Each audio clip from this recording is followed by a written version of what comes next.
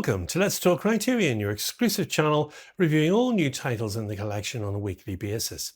In this edition, we take a look at Jafar Panahi's latest film, It Was Just an Accident, coming to the collection on 4K UHD.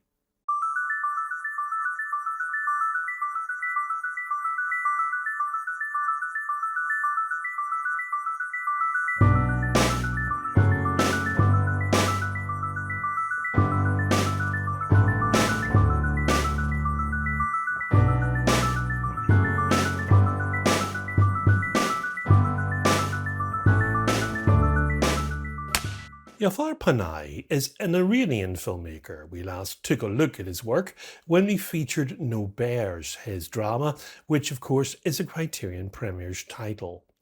He had been producing films in Iran for many years, whilst under threat of capture and imprisonment by that current regime. Panahi began his career making short films and working as an assistant to Abbas Kiarostami. His debut feature, The White Balloon in 1995, won the Camera d'Or at the 1995 Cannes Film Festival, marking the first major award for an Iranian film at that event.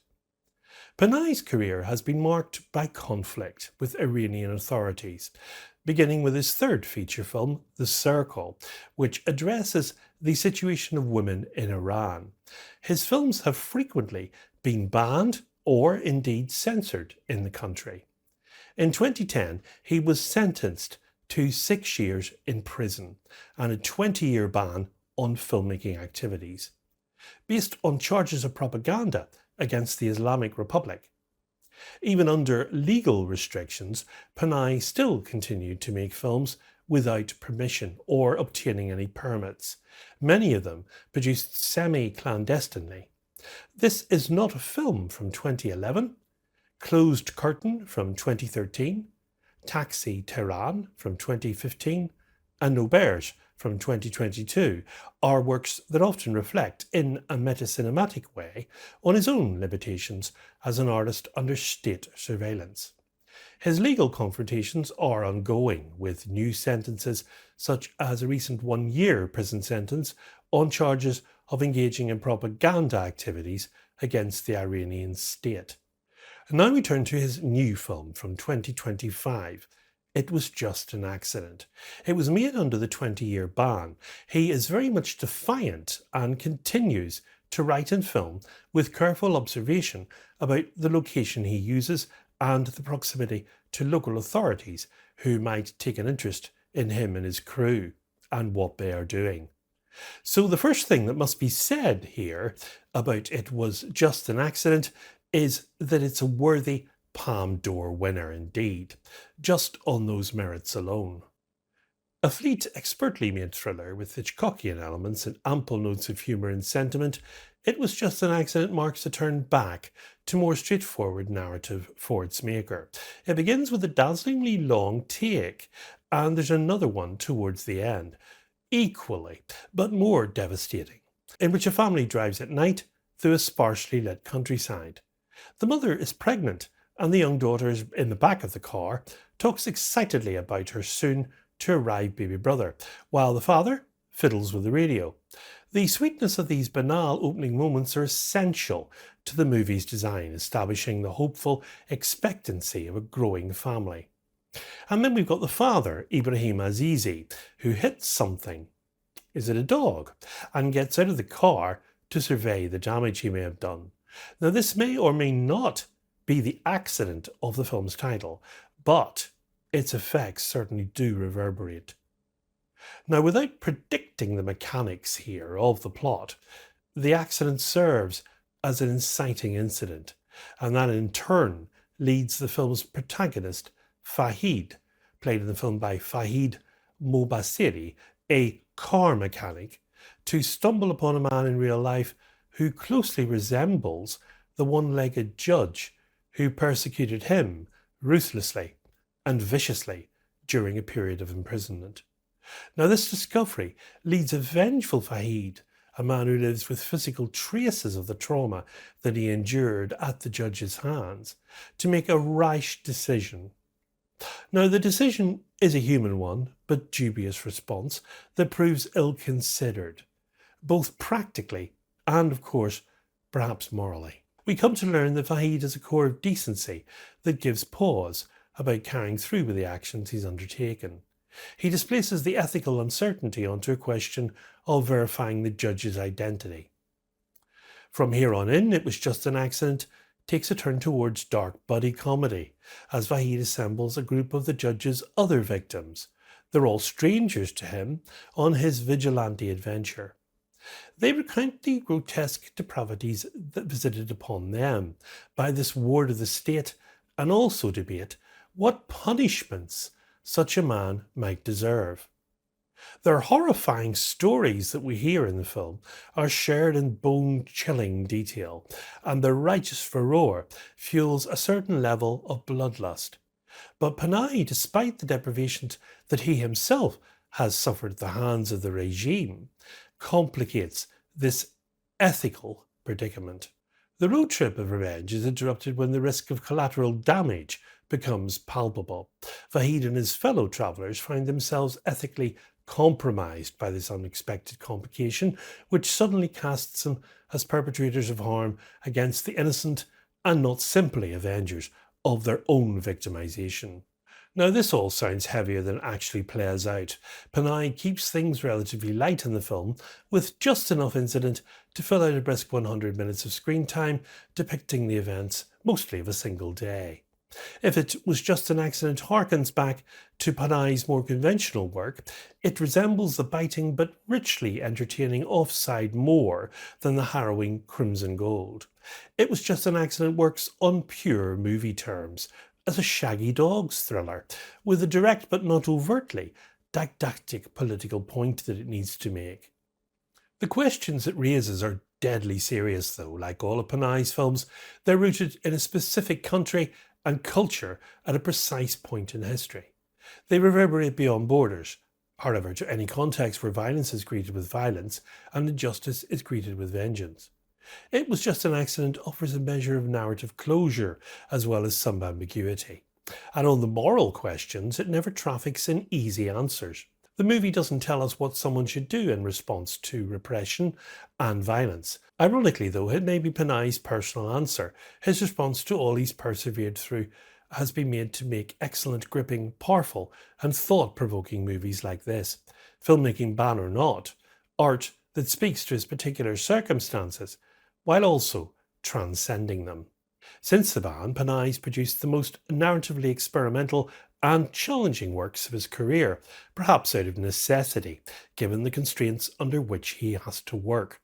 Movies like Three Faces and No Bears place Panahi himself at the centre of meta-cinematic journeys that comment on both the Iranian regime and Panahi's own predicament. Now, this isn't entirely new, of course. As early as 1997's The Mirror, Panahi demonstrated an uncanny ability to shatter and reconfigure narrative sense, and to make movies about movies that are also about other things. Unusually, but not exclusively, the political, depending on how that's defined. Now, the films that came between The Mirror and This Is Not a Film were certainly more straightforward and overtly political in nature, but like those before and those that came after, demonstrating an assured technical rigour and an impulse to play with form. So the cast of the film consists of Vahid Mobassiri as Vahid, Mariam Afshari as Shiva, Ibrahim Azizi as Iqbal, Hadis Pakpatan as Goli Golgroth, Majid Panahi as Ali, Mohammed Ali Elashmer as Hamid, Delnaz Najafi as Iqbal's daughter, Afsane Najmabadi as Iqbal's wife, and George Nashemzadeh as Salar. The film comes to the collection as a 4K UHD combo with the following special features. We have a new digital master approved by director Jafar Panahi with 5.1 surround DTS HD master audio soundtrack. new conversation between Panahi and filmmaker Ramin Barani. Cannes Film Festival press conference from 2025 featuring Panahi and members of the cast and crew. And we've a trailer, and of course, as always, an essay by poet, scholar and the translator Shaida Danai. And the cover art is designed by regular Criterion contributor Eric Skillman. It Was Just an Accident is a tour de force of sustained tension and mordant humour, provocatively shifting perspectives to examine vital questions of trauma and revenge. And the film has a running time of 103 minutes, and it's in a 1:5:1 aspect ratio, and it's in Farsi, and it releases on Tuesday the 30th of June in the US only on 4K UHD, a spine 1317.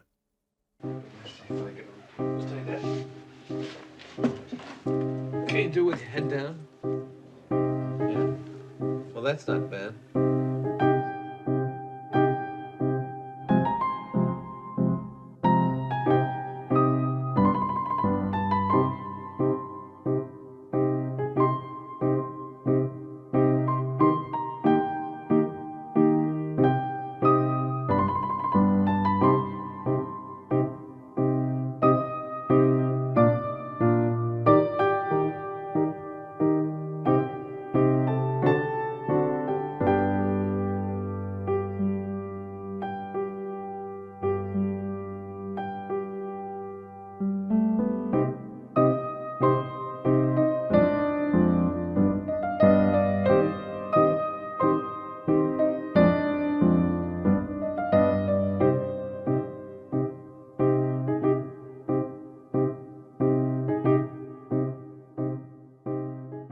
Well, we now have a release date.